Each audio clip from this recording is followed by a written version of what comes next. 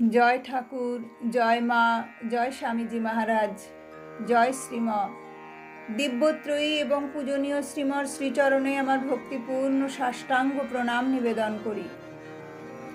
আজ আমি শ্রী শ্রী রামকৃষ্ণ কথামৃত থেকে শ্রী রামকৃষ্ণ দক্ষিণেশ্বর মন্দিরে এই পর্বের দ্বিতীয় পরিচ্ছেদ পাঠ করছি।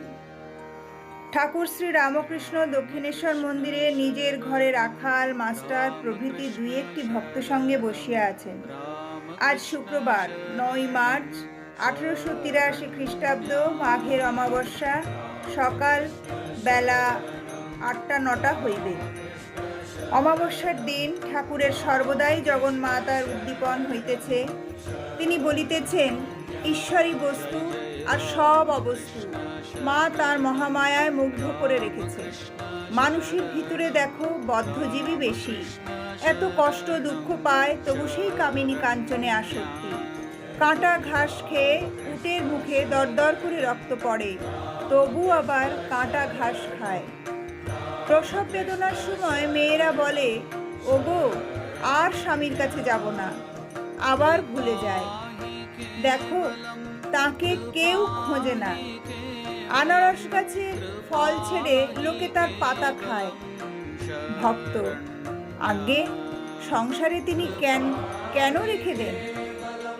শ্রী রামকৃষ্ণ বলছেন, সংসার কর্মক্ষেত্র, কর্ম করতে করতে তবে জ্ঞান হয়। গুরু বলেছেন, এই সব কর্ম করো আর এই সব কর্ম করো না। আবার তিনি নিষ্কাম কর্মের উপদেশ দেন। কর্ম করতে করতে মনের ময়লা কেটে যায়। ভালো ডাক্তারের হাতে পড়লে ঔষধ খেতে খেতে যেমন রোগ সেরে যায়। কেন তিনি সংসার থেকে ছাড়েন না? রোগ সারবে তবে ছাড়বেন। কামিনী কাঞ্চন ভোগ করতে ইচ্ছা যখন চলে যাবে তখন ছাড়বেন। হাসপাতালে নাম লেখালে পালিয়ে আসবার জো নাই। রোগের ওষুধ থাকলে ডাক্তার সাহেব ছাড়বে না। ঠাকুর আজকাল যশোদার ন্যায় বাৎসল্য রসে সর্বদা আপ্লুত হইয়া থাকেন, তাই রাখালকে কাছে সঙ্গে রাখিয়াছেন। ঠাকুরের রাখালের সম্বন্ধে গোপাল ভাব।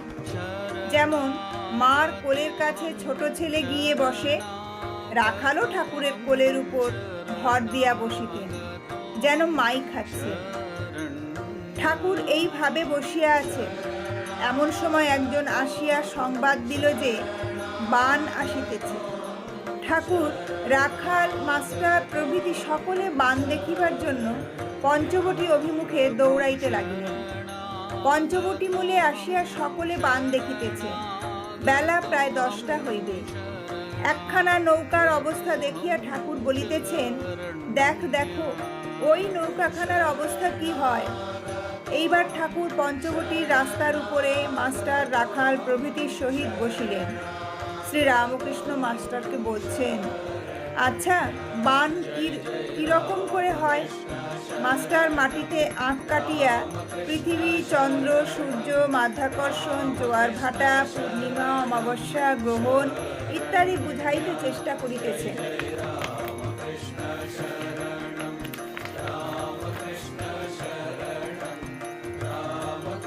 শ্রী রামকৃষ্ণ মাস্টারের প্রতি বলছেন, ওই যা, বুঝতে পারছি না, মাথা ঘুরে আসছে, টনটন করছে। আচ্ছা এত দূরের কথা কেমন করে জানলে?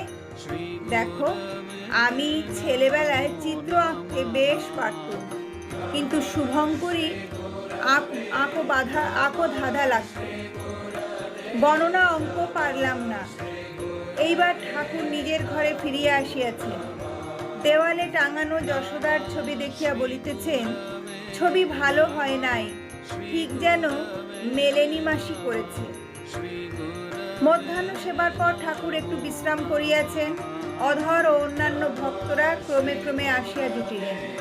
অধর সেন এই প্রথম ঠাকুরকে দর্শন করিতেছেন।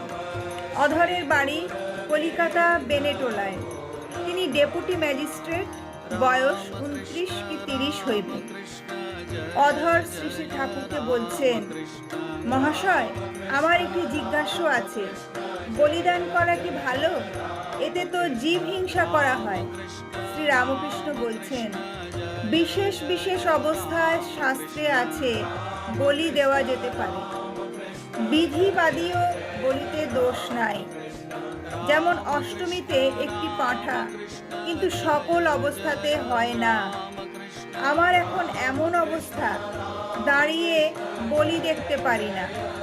মার প্রসাদী মাংস এই অবস্থায় খেতে পারি না, তাই আঙুলে করে একটু ছুঁয়ে মাথায় ফোঁটা কাটি, পাছে মা রাগ করেন। আবার এমন অবস্থা হয় যে দেখি সর্বভূতে ঈশ্বর, পিঁপড়েতেও তিনি।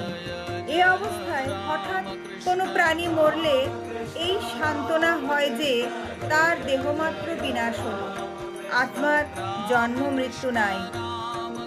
বেশি বিচার করা ভালো নয়, মার পাদপদ্মে ভক্তি থাকলেই হলো। বেশি বিচার করতে গেলে সব গুলিয়ে যায়।